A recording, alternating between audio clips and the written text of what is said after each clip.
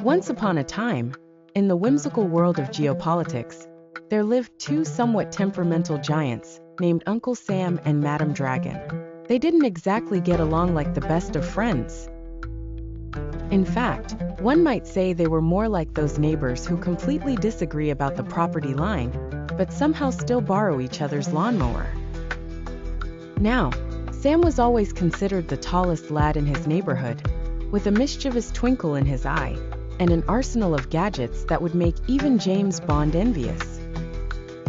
He boasted a collection of flying tin cans, quite heavily armed, mind you, and believed totally in spread the good news of democracy ideology.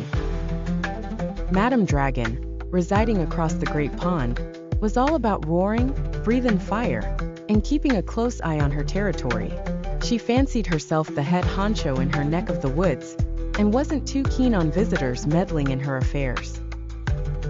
One fine morning, Uncle Sam decided to send a rather generous gift to their mutual neighbor, Little Taiwan, a crate full of the latest gizmos and boomsticks. Sure will keep the party crashers at bay, Sam chuckled to himself, winking at his reflection. Madam Dragon, on the other hand, was not quite amused. "What do you think you're doing, Sam? That's my backyard you're playing around in," she huffed, puffing up an impressive cloud of digital smoke. "Oh, come now, Dragon. It's only a little shiny armor," Sam retorted with a shrug, ever the careless one, waving off the dragon's concerns like a bad smell. He chuckled at the idea of Taiwan being quite the fancy night now. Madam Dragon, however, had plenty of scales to clad, and a whole library of ancient and recent measures. Let's generously call them countermeasures. She could resort to in order to remind Sam of where boundaries really lay. "Watch it, Sam, or I'll huff, and I'll puff, and I'll build a great firewall around some of those Silicon Valleys of yours," she warned, raising a brow, sprinkling her diplomatic repertoire with a touch of tech savviness.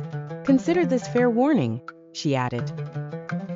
Thus the story goes on, as Sam pondered over the not-so-subtle promise Madam Dragon made while both checked their gadgets, his laser-focused, hers fireproofed, pondering the next chapter in their saga of neighborly diplomacy.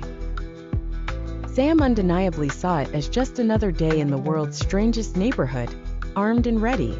After all, keeping up with the dragons was never child's play.